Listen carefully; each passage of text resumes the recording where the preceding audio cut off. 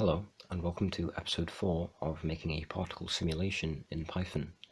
Now, I've decided it's actually a good idea to link my code in every video that I do from now on, so my code for this video will be in the description, and will be for hopefully all of my programming videos from now on. So a couple of things have changed since last time.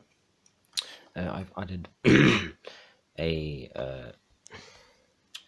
I've allowed the temperature changing button to change the real temperature of the particles, which manifests as their speed increasing.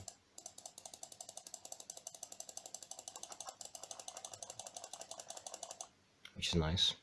Also, I've made this little line here, and that's sort of the groundwork for a panel, a control panel here, which will allow you to control, along with the temperature, many other features of this simulation. That's why I've changed the dimensions of the box a bit, so as you can see, that bounces off there now instead of off the side. So I'll show you the code for this.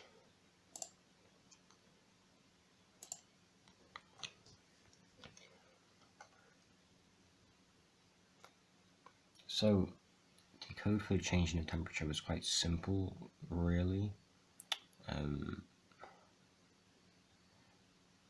So basically,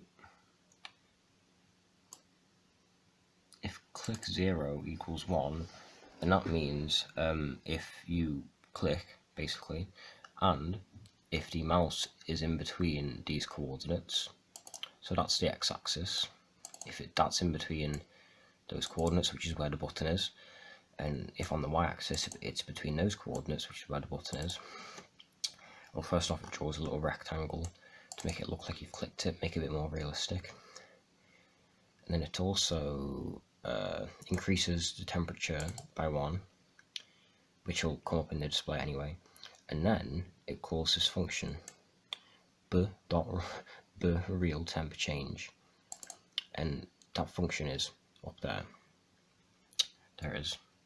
What it does is, so there's a list, which you might remember, there's a list of speeds. So you've got 2 speeds for each particle. You've got the y-axis speed and you've got the x-axis speed. So it goes through each of the 8 items in this list. This is quite complicated. It increases each speed by... Wait a second. No, sorry, that's wrong.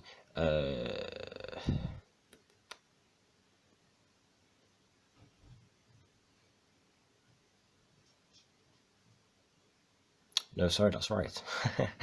Yeah, what it does, it multiplies the initial speed by a certain amount, and I'll try and explain to you what this amount is. So, for example, if I was increasing the speed of something from 3 to 4, I'd have to multiply it by 4 over 3 to get to that. Then if I wanted to go from 4 to 5, I'd have to multiply it by 5 over 4. And if I notice 5 over 4 is smaller than 4 over 3, and that's a property of increasing numbers. As you increase a number by 1 each time, the amount you have to multiply by goes down. So when I want to multiply the speeds, I can't multiply by the same number every time. The number that I multiply by has to increase every time. So that's why you get the temperature, or the temperature, that's why you get the temperature you're going to divided by the temperature you're at now. So if I was going from 4 to 5, I'd get 5 over 4 and multiply 5 over 4 by the initial temperature.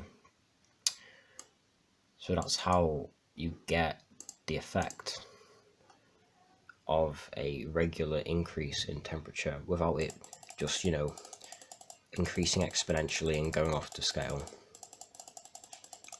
Pretty nice.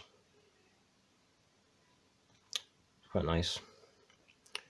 So yeah, I intend in the future to, add more controls, be able to decrease temperature, add different sizes and types of particles maybe.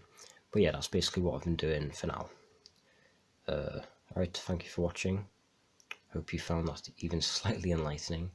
Remember, if you want to look at my code, it's I'll put it in the description. Alright, thank you.